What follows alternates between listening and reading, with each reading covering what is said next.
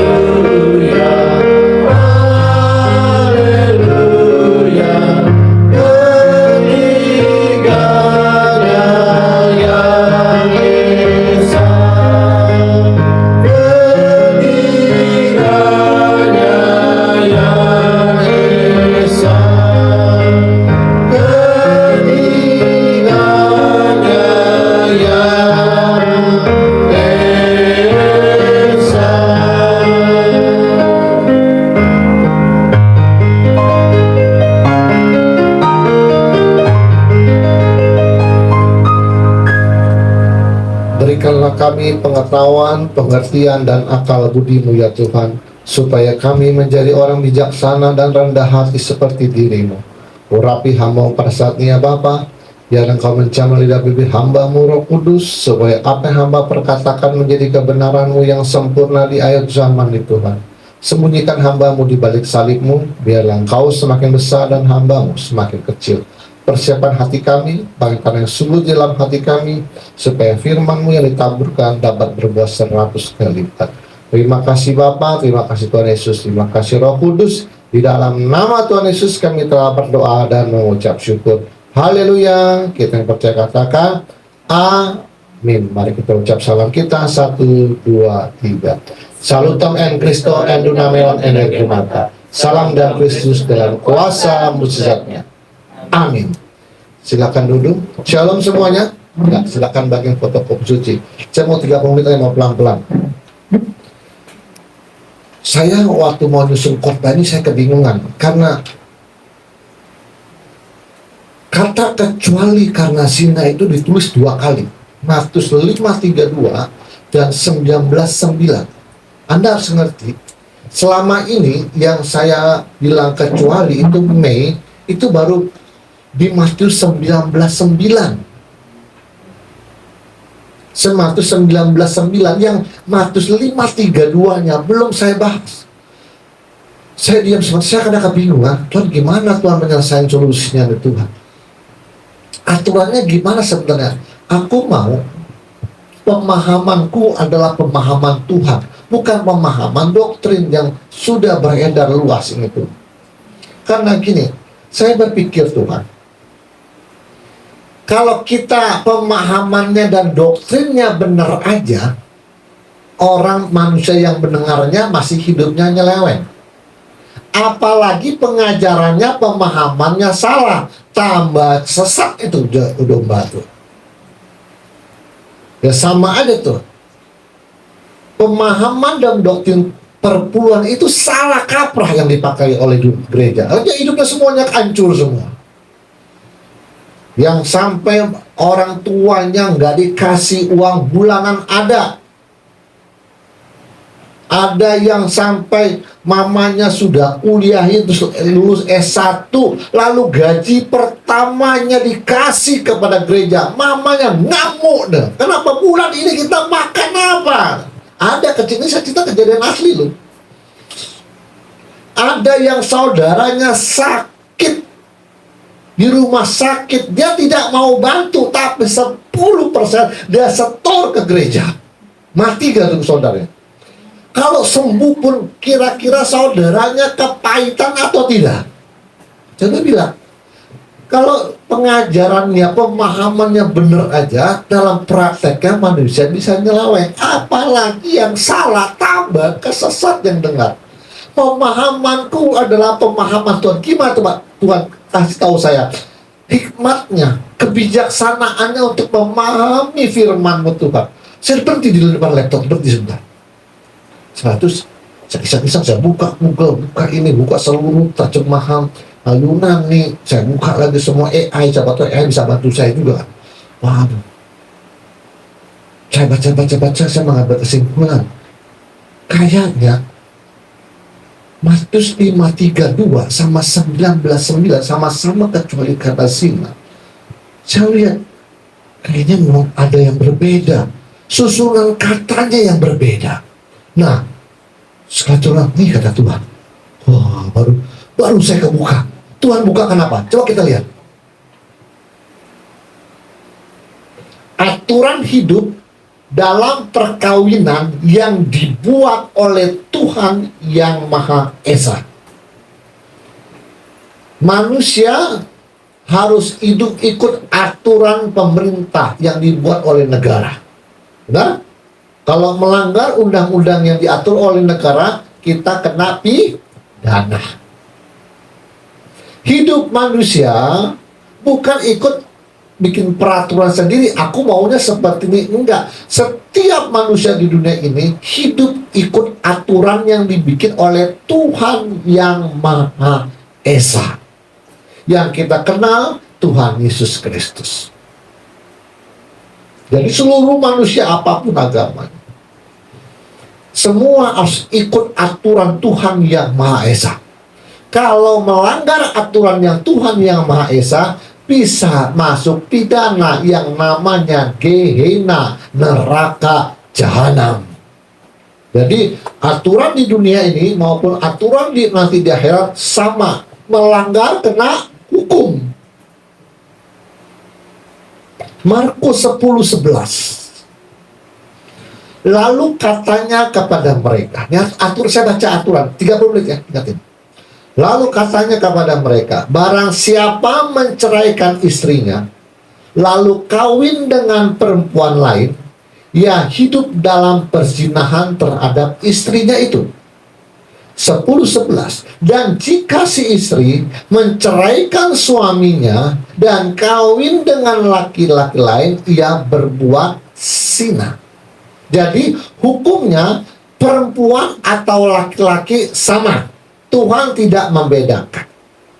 Secara fakta, perempuan berjalan dengan perasaannya banyak. Laki-laki banyak logika. Jadi orang bilang, kalau laki-laki sampai selingkuh dengan perempuan lain, dia bisa pulang ke rumah karena dia pakai logika. Perempuan, kalau sampai selingkuh dengan laki-laki, kebanyakan nggak balik lagi karena dia melibatkan perasaannya. Tapi Tuhan gak lihat itu. Ternyata aturannya pokoknya suami menceraikan istrinya, kalau kawin lagi zina. Istri mencerai, bisa juga menceraikan suami kan. Zaman sekarang juga istri banyak yang menggugat suaminya. Oke? Jadi istri mencerai suami, kalau kawin lagi dia berbuat zina.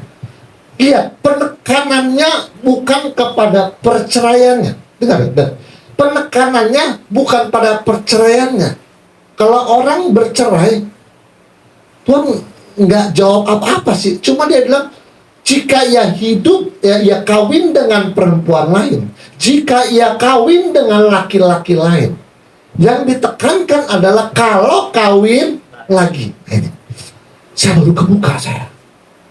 Ngerti Tuhan. Roma 7:11. Pelan-pelan, 30 menit harus selesai. Terlanjut lagi. Apakah kamu tidak tahu, saudara, berkuasa atas seseorang selama orang itu hidup?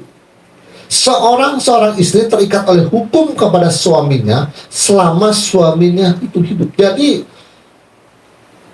sorry, ini ada kekurangan. Coba buka Roma 7:1, Pak. Kayaknya ada kurang, ketik hilang nih. Roma 7:1 tuh, kayaknya ada yang kurang kayaknya. Apakah kamu tidak tahu? Kayaknya ada yang kurang. Coba. Roma 7:1.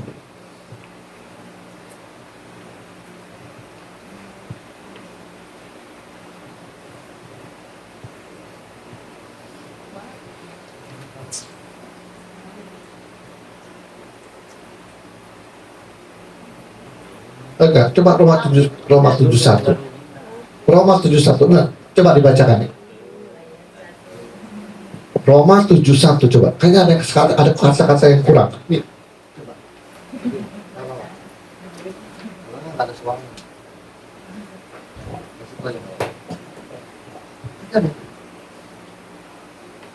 Roma pasal 7 ayat 1. Apakah kamu tidak tahu, saudara-saudara, sebab itu berbicara kepada mereka yang mengetahui hukum, bahwa hukum berkuasa atas seorang selama orang itu hidup. Nah, ada kata yang kurang kan? Benar kan? Ya. Jadi harus tahu, dia bilang hukum itu berkuasa selama orang itu kalau mati, mati. Di dunia ini, kalau Anda punya utang 100 juta, orang yang mati besok selesai utang. Ada asuransi yang nanggung, benar? Anda sedang kasus begal, membunuh, memperkosa, sedang sidang. Besoknya mati itu terpidananya. Selesai nggak hukumnya? Nggak mungkin hakim menuntut sampai ke akhirat. Ya, baru sidang pertama, mati besok, mati dalam penjara. Selesai kan?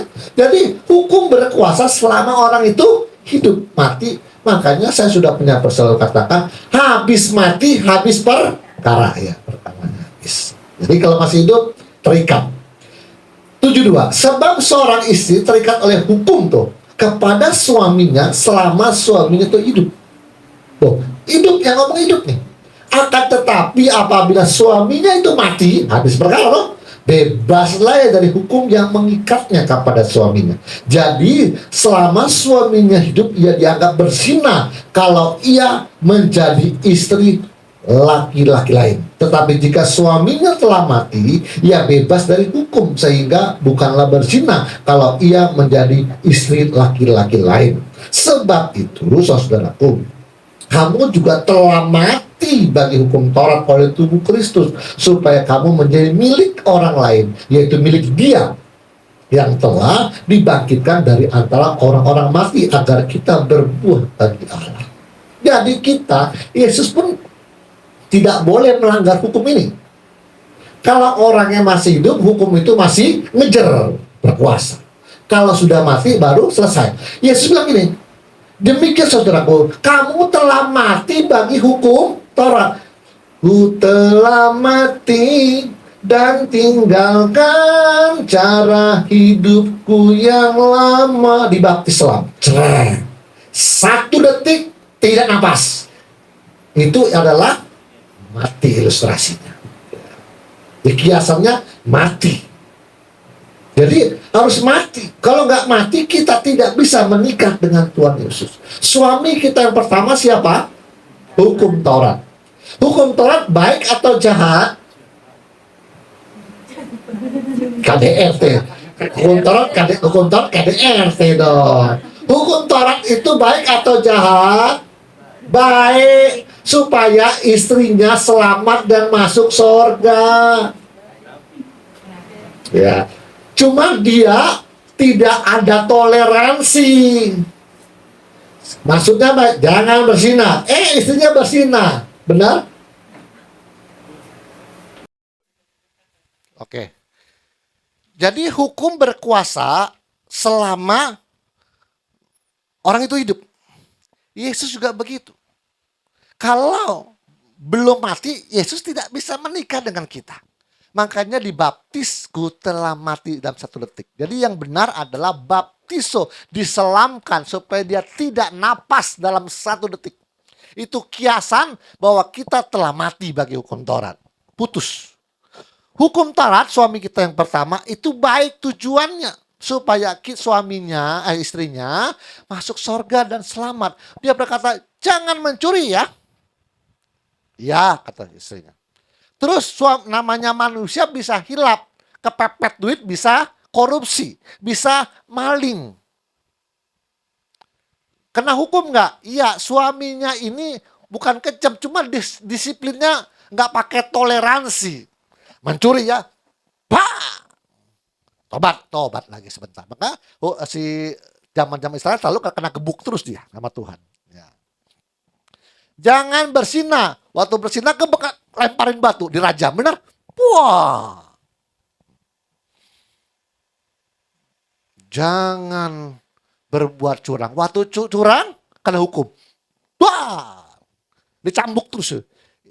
Anda mau nggak hidup rumah tangga yang model begitu? Dia maksudnya bener sih. Maksudnya bener. Cuma dia disiplinnya terlalu ekstrim. Tidak pakai toleransi. Pokok salah digebuk. Makanya selalu dikatakan murka Tuhan. Bah, murka Tuhan. Bah. Suami kita yang pertama tuh seperti itu. Babak belur suami istrinya. Punggung lecet-lecet ya enggak. Pantat biru-biru ya enggak. Dicambukin terus itu ya enggak. Pusing gitu ya.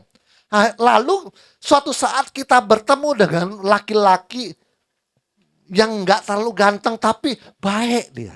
Kayak film Dracin dia. Drakon. Ganteng. Wah, lemah lembut.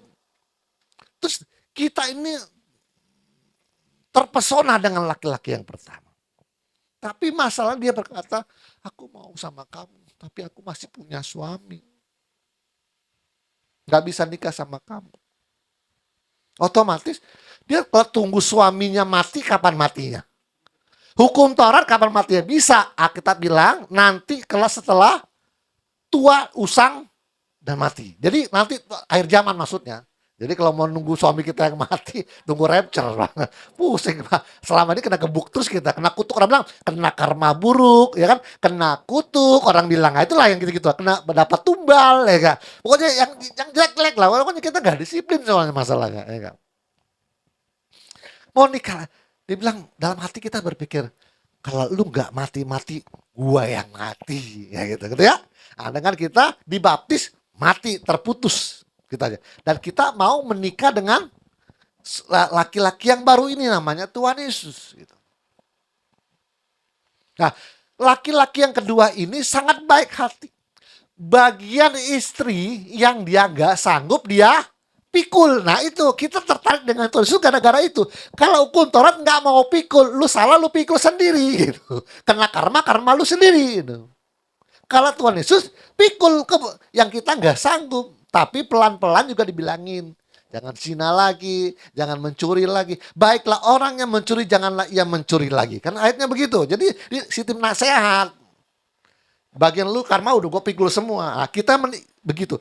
Maksud saya gitu, Tuhan Yesus saja tidak boleh melanggar. Boleh bercerai dengan hukum Taurat. Tapi tidak boleh nikah lagi kalau kau masih hidup. Makanya kita mati. Tuhan Yesus udah jalan ini.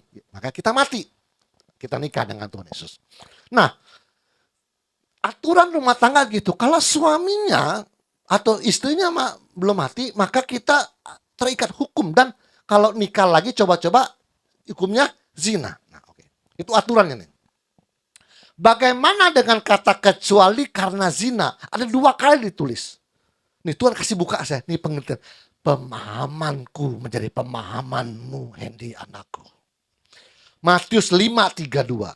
Tetapi aku berkata kepadamu, setiap orang yang menceraikan istrinya, kecuali karena zina,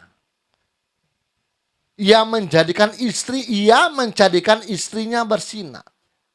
Dan siapa yang kawin dengan perempuan yang diceraikannya, ia berbuat zina. Jadi, kata kecuali karena zina itu berasal dari bahasa Yunani parektos. Parektos itu artinya kecuali, selain dari, atau kecuali atau selain dari. Kata parektos dipakai sebagai preposisi genitif. Fungsinya menegaskan bahwa hanya ada satu pengecualian dari larangan perceraian. Jadi gini, ngomong di atas dulu. Aku berkata kepadamu, setiap orang yang menceraikan istrinya kecuali karena zina. Parektos khusus hanya satu pengecualian. Nggak boleh ada yang lain. Yang lain nggak boleh, kecuali ini. Jadi ayat ini mengatakan begini, barang siapa yang mencarikan istrinya karena kasus zina, lu boleh ceraiin. Tapi masalahnya atas lu menceraikan istri kamu, ia menjadikan kalau sampai istrinya kawin lagi, menjadikan istrinya itu berzina. Alasannya apa sih kalau kita menceraikan? Oke, namanya laki-laki kan, geramnya laki-laki itu tiada belas kasihan pada hari pembalasan. Ada ayatnya loh. Pernah baca nggak? Cemburunya laki-laki adalah cemburu adalah geramnya laki-laki yang tidak mengenal belas kasihan pada waktu hari pembalasan. Wah, waktu hari pembalasan nggak kena belas kasihan. Artinya, lu jangan coba-coba berzina perempuan. Nggak ada pengampunan itu. Tapi kalau sampai bisa mengampuni, ya itu berarti memang levelnya lebih tinggi. Di rata-rata maksudnya. Nah, jadi yang dikecualikan adalah lu boleh ceraikan kalau kasusnya zina. Karena khusus pengecualian, parektos. Boleh cerain. Kalau lu gak sanggup lagi untuk menerima dia, lu boleh cerain. Tapi, dengar kata-katanya.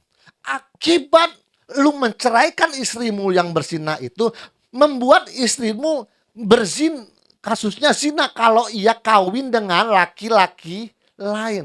Kenapa perempuan-perempuan muda, janda-janda muda itu rata-rata mau kawin lagi? Jawabannya satu. Lihat di belakang. Buka tuh. Ada nggak ya? Sebentar ya. Nah, halaman terakhir. Saya udah kasih renungannya. Tuhan ngajar saya mengejelimet gitu. Halaman terakhir ya. Itu ada bagi duda laki-laki, bagi janda perempuan. Lihat nih. Laki-laki kalau mau kawin itu berbeda alasannya. Bagi duda laki-laki, dia mau kawin lagi karena tidak tahan bertarak. Ngerti ya? Jadi maunya birahinya tinggi. Jadi dia janda dia mau. Tapi yang kedua, laki-laki punya alasan. Karena dia membutuhkan pendamping hidup untuk mengurus keperluan dirinya sendiri dan anak-anaknya. Ngerti? Jadi kalau duda bawa anak, dia kerepotan, dia mau kerja juga, anaknya nggak ada yang ngurus. Pertama alasannya laki-laki pasti birahi, seks. Terus kedua, dia membutuhkan pendamping hidup untuk keperluan dirinya dan anak-anaknya. Tapi kalau janda perempuan beda. Janda perempuan kenapa kawin lagi? Membutuhkan tulang punggung bagi hidup dan anak-anaknya. Baru yang kedua dibalik, birahi. Nangkap ya? Jadi perempuan sampai kalau janda mau kawin lagi, itu yang dipikir apa? Ngidupin anak nggak gampang lu janda lu. Kalau kamu biasa ibu rumah tangga, tiba-tiba diceraikan oleh suami, lu kalang kabut kan nyari nafkahnya. Dia kadang-kadang ada laki-laki yang kelihatan baik, mau ngelamar dia mau. Karena alasannya dia memerlukan tulang punggung untuk keperluan anak-anaknya. Dia mau bersandar pada laki-laki yang baru ini supaya anak-anaknya bisa sekolah, bisa makan, dan bisa jadi sarjana. Dia kan memikirkan begitu. Yang kedua, baru birahinya, seksnya. Oke. Gini. Jadi, Tuhan bilang, kalau kasusnya zina, lu boleh cerai. Tapi lu ingat, karena kamu menceraikan istri kamu, membuat dia akan menikah dengan laki-laki lain. Membuat perempuan itu, menjadikan ia berzina. Karena lu ceraiin dia, menjadikan ia bisa zina. Kan? Jadi boleh. Tuhan bilang, boleh bercerai. Kok Pak, cerai boleh? Iya, Tuhan yang bilang. Ayatnya ada, karena kasusnya zina. Laki-laki gak bakal kuat. Boleh cerainya. Tapi begini. Terjemahan lain. Tetapi aku berkata bahwa orang yang menceraikan istrinya, kecuali karena alasan perzinahan tuh, menyebabkan istrinya berzina kalau istrinya kawin lagi. Dan orang yang mengawininya juga berbuat zina. Jadi kalau lu cerai istrimu karena kasus zina boleh aja. Tapi akibatnya istri kamu itu nanti kawin sama laki-laki lain. Istri kamu berbuat zina dan laki-laki yang mengawininya juga berbuat zina. Oke.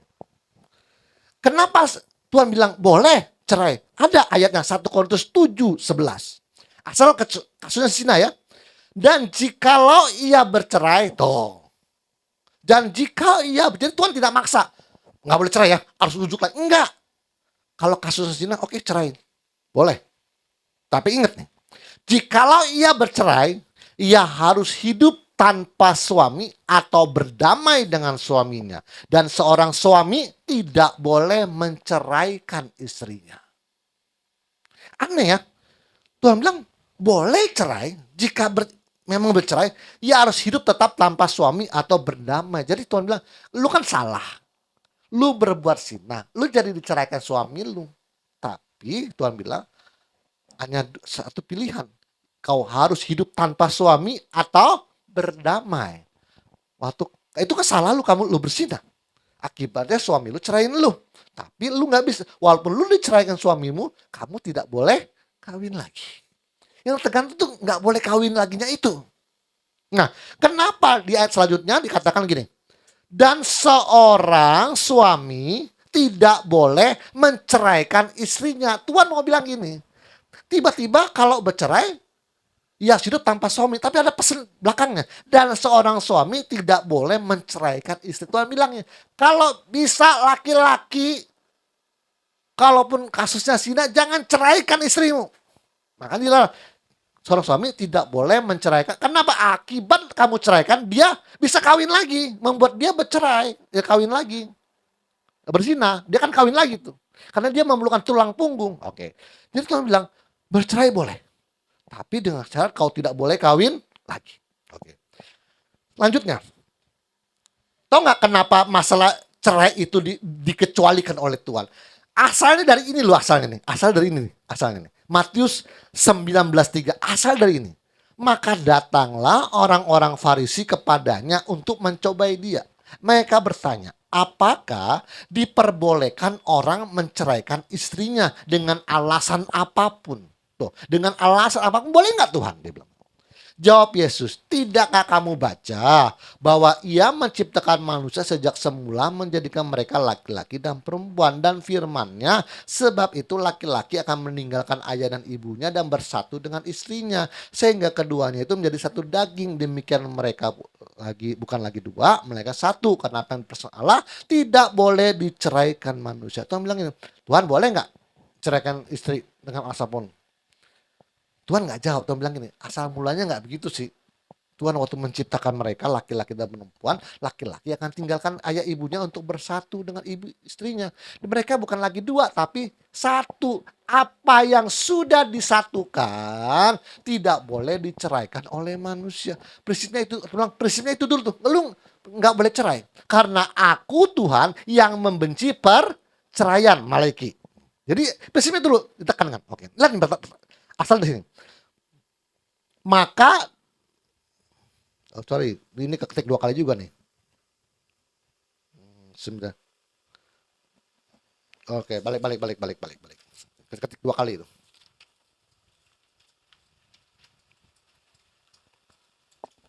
Matius 19:7.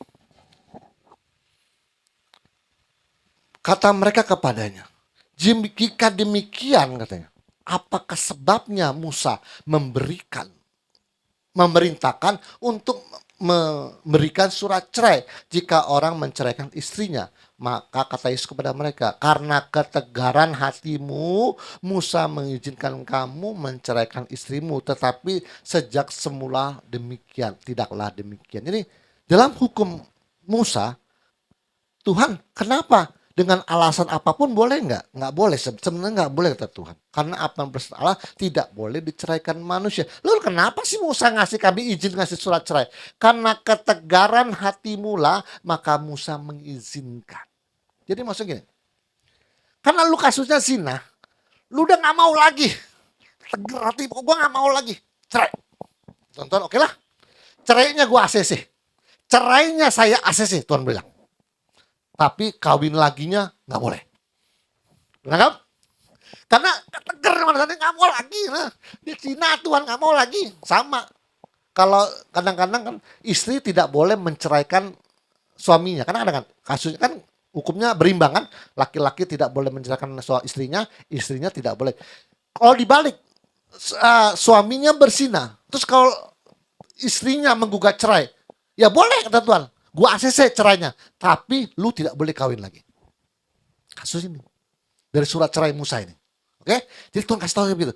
Cerainya saya ACC, tapi kawin laginya nggak boleh. Makanya, jikalau ia bercerai, ia tetap dalam keadaannya demikian atau berdamai dengan suaminya. Cerainya gua ACC, tapi kawin laginya nggak boleh. Nangkap ya? Oke. Sekarang di Matius 19:9. Matius 19:9, tetapi aku berkata kepadamu, barang siapa menceraikan istrinya kecuali karena zina, lalu kawin dengan perempuan lain, ia berbuat zina. Kata kecuali berasal dari kata mai yang artinya bahkan tidak, jangan sampai, baik maupun apakah kecuali. Jadi kalau kita terjemahan begini, barang siapa menceraikan istrinya bahkan karena zina, barang siapa mencerai istrinya jangan sampai karena zina, nah, gitu lah. Barang siapa menceraikan istrinya baik karena zina, barang siapa menceraikan istrinya apakah karena zina. Jadi Tuhan bilang, barang siapa menceraikan istrinya walaupun karena cerai, lalu kawin dengan perempuan lain, ia berbuat zina. Dengar, Matius 5:32 penekanannya kepada perempuan. Dan sesudah katanya, menyebabkan istrinya bersinah kalau ia kawin dengan laki-laki lain. Yang 5:32. Yang 19:9 Tuhan bilang gini, coba perhatikan kata-katanya. Tetapi aku berkata kepadamu, barang siapa menceraikan istrinya kecuali karena zina, lalu kawin dengan perempuan lain, ia berbuat zina. Penekannya pada siapa? Hah? Laki-laki. Lihat. ya. Cerainya boleh, gua ACC. Tapi di Matius 5:32 perempuannya tidak boleh kawin lagi. Di 19:9 gua ACC cerainya. Tapi lu laki-laki nggak boleh kawin dengan perempuan lain. Penekanannya beda nggak? Ya. Yang 5:32 boleh cerai tapi perempuannya. Yang 19:9 boleh cerai tapi laki-lakinya.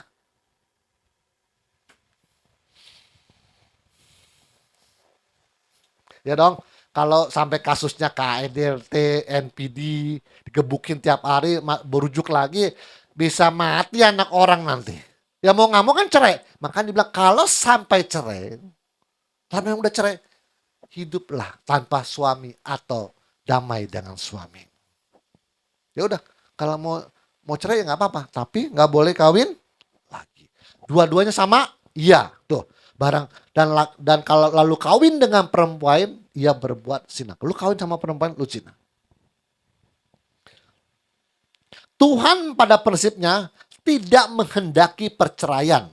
Makanya Tuhan memberi kelonggaran, yaitu berpisah untuk sementara waktu. 1 Korintus 7:5. Janganlah kamu saling menjauhi kecuali dengan persetujuan bersama untuk sementara waktu, supaya kamu mendapat kesempatan untuk berdoa. Sesudah itu hendaklah kamu kembali hidup bersama-sama tuh, supaya iblis jangan menggodai kamu, supaya karena kamu tidak tahan bertarak. Itu birahi tuh. Hal ini kukatakan kepadamu sebagai kelonggaran, bukan sebagai perintah. Boleh pisah, gua kasih longgar dikit. Tapi ini bukan perintah lo ya. Kalau dikit, kalau cekcok, pulang ke rumah mama, ke rumah papa. Pulangkan saja aku pada ibuku atau ayahku. Jadi jangan dikit kelonggaran. Kelonggar dikit-dikit suaminya ada loh. Ada yang dikit-dikit orang ribut pulang ke rumah mamanya, ada rumah tangga, jangan ya. Istrinya ya udahlah pulang ke rumah emak. Terus nanti dijemput lagi sama suaminya, pulang baik lagi dia. Ada. Nggak berapa bulan dibantam, dia pulang lagi, dia jemput lagi. Ada. Tapi ada sebaliknya juga, jangan salah. Ada laki-laki yang cemen, cengeng. Kalau ribut sama suaminya, dia pulang ke rumah orang tuanya, ada loh. Ada. Akhirnya istrinya jemput dia baik-baikin, pulang lagi. Berapa bulan berantem lagi, pulang lagi ke rumah emaknya, dijemput lagi sama istrinya. Ada. Saya kasih tau. Belum, udah pernah ketemu belum? Ayo, belum. Ada, ada laki-laki cemen and cengeng. Kalau ribut sama istri dia pulang ke rumah mamanya dia. Alasannya mau ngadem, dia bilang, pusing dia bilang. Tapi sebenarnya yang kabur tuh dia bukan istrinya gitu. Ada di Bible sama istrinya pulang lagi ada, tapi nggak banyak. Oke.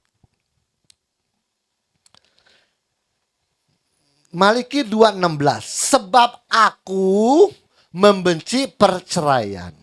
Firman Tuhan Allah Israel. Juga orang yang menutupi pakaiannya dengan kekerasan firman Tuhan semesta alam.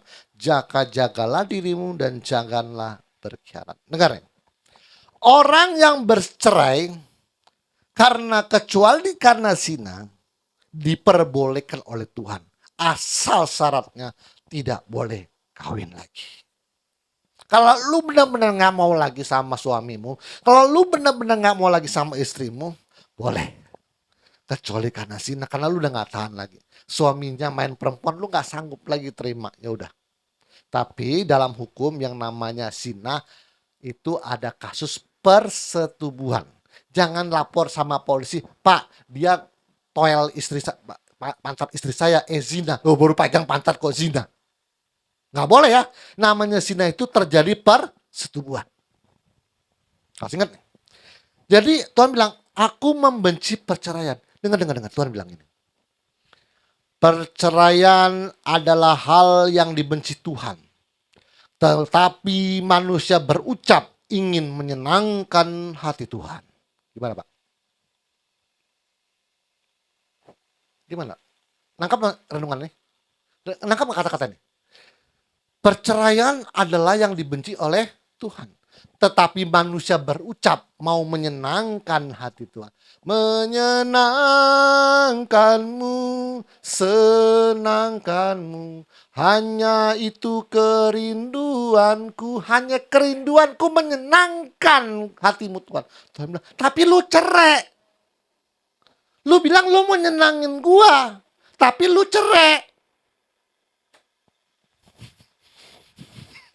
Perceraian adalah hal yang dibenci Tuhan. Tetapi manusia berucap ingin menyenangkan hati Tuhan. Kata Tuhan, seperti kuburan yang dilabur putih, yang dalamnya tulang belulang. Kata Tuhan. Berapa menit Bu? Mau berhenti dulu Bu? Berapa menit? Tadi? Oh ya, berarti sama yang tadi udah selesai berarti. Ya, aneh ya. Perceraian adalah hal yang dibenci Tuhan. Tetapi manusia berucap ingin menyenangkan hati Tuhan. Kata Tuhan, hai orang munafik.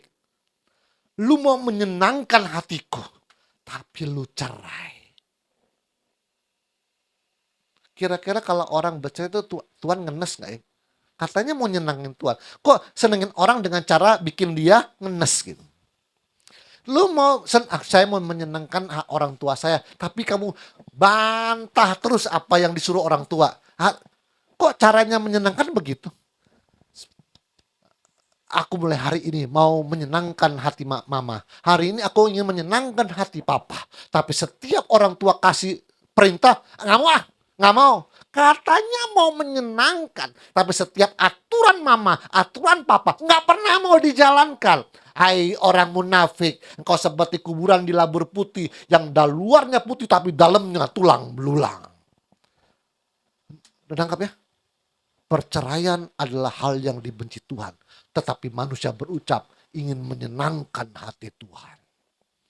Luar biasa, top markotop manusia. Tuhan Yesus memberkati dan mari kita berdoa. Terima kasih Bapa, terima kasih Tuhan Yesus, terima kasih Roh Kudus, hamba-Mu telah selesai Tuhan. Berikan kami kesehatan Tuhan supaya kami dapat berkumpul di tempat ini dengan tubuh yang sehat Tuhan, seperti janji-Mu, Engkau akan menjauhkan kami dari sakit penyakit yang pernah Engkau timpakan di Mesir, jikalau kami mentaati dan melakukan segala perintah-Mu ya Bapa. Terima kasih Bapa. Terima kasih Tuhan Yesus, terima kasih Roh Kudus. Di dalam nama Tuhan Yesus kami telah berdoa dan mengucap syukur. Haleluya. Kita yang percaya katakan amin. Tuhan Yesus memberkati.